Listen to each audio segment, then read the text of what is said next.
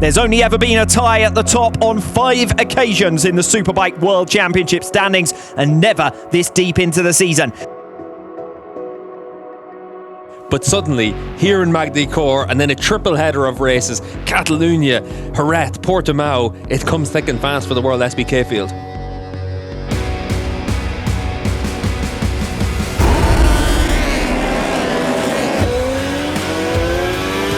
Toprak forces his way through.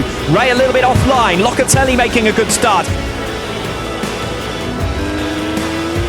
He's going to lead Razgatlioglu now into the Adelaide hairpin, and Alex Lowes could do his teammates a real favour here if he can get alongside Toprak into the braking zone for the Adelaide hairpin. He has done so. Alex Lowes forces his way through into second position, runs Toprak out onto the curb, but Michael Ruben Rinaldi capitalises on that to pass the pair of them.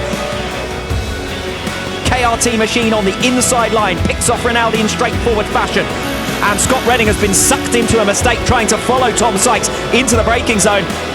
Sykes trying to recover as swiftly as possible. He's back through on Bautista for P10. Toprak Razgatlioglu into turn 5. Jonathan Ray turns anyway. The pair almost touch. Toprak runs him wide, and Razgatlioglu is your new race leader.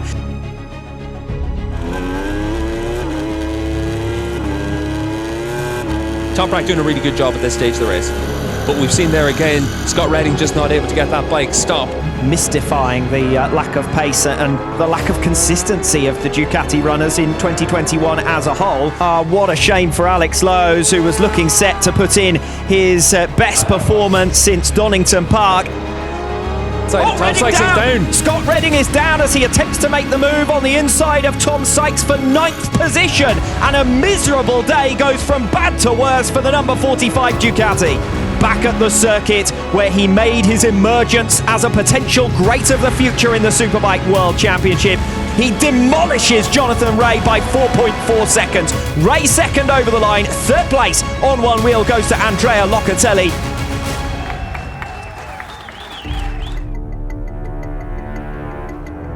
Yesterday, Toprak Razgatlioglu moved in front of Jonathan Ray on points for the second time in this 2021 campaign. His target today to build himself a buffer before the triple header starts in a fortnight's time. This is the biggest battle Ray's had for one of his World Championships up to this point in his career, and it really does set up nicely with the remaining rounds as they're going to play out.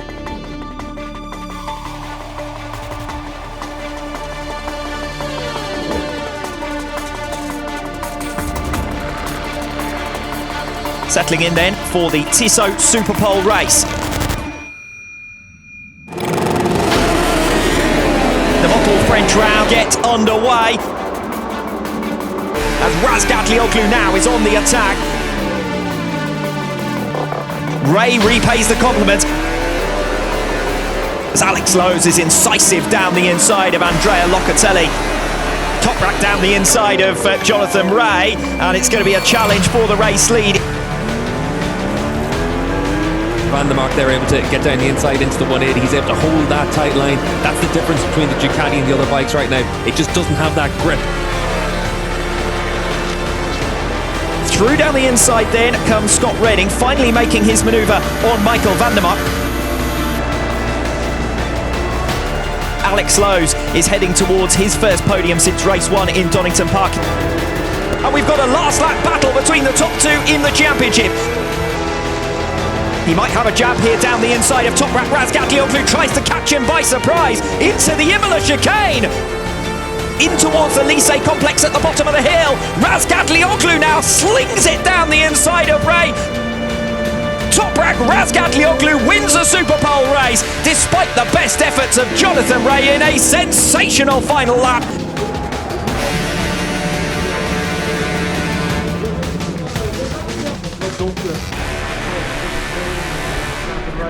Fantastic. Yeah, for sure, it's not over. Stunning racing this morning, and we're looking forward to more this afternoon. Race 2 in the Superbike World Championship.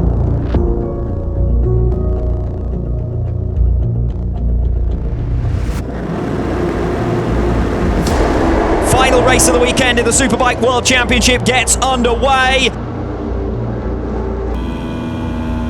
Razgatlioglu has gone wide, coming off Estoril. Ray picks his pocket. Toprak, though, will have the better run now, coming through Gulf, on towards the Adelaide hairpin.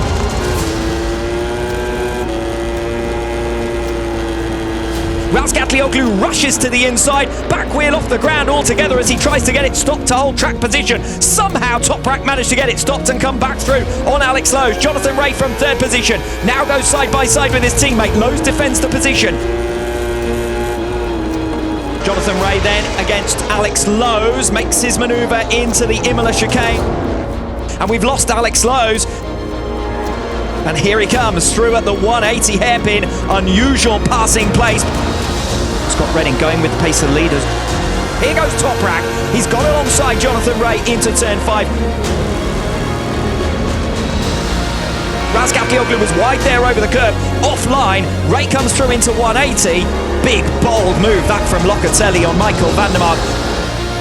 Clip the back of Locatelli, flies over towards the pit wall. Toprak Razgatlioglu then on lap number 6 through on Jonathan Ray. Ray though responds and then sends the back wheel in just to show him who's boss. Toprak slightly later on the brakes. Toprak gets alongside Ray, the pair touch. Toprak is firm and forces his way through. Jonathan Ray with his first moment of the day as well there. We saw that outside peg come off.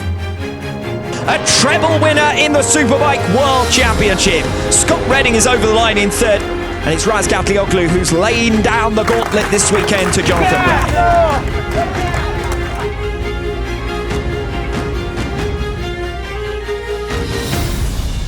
Breaking news here in Magny Cours, a revised result to the Tissot Superpole race earlier on today. Toprak Razgatlioglu receives a single place penalty for exceeding track limits on the final lap. Jonathan Ray promoted to win after a successful protest from Kawasaki.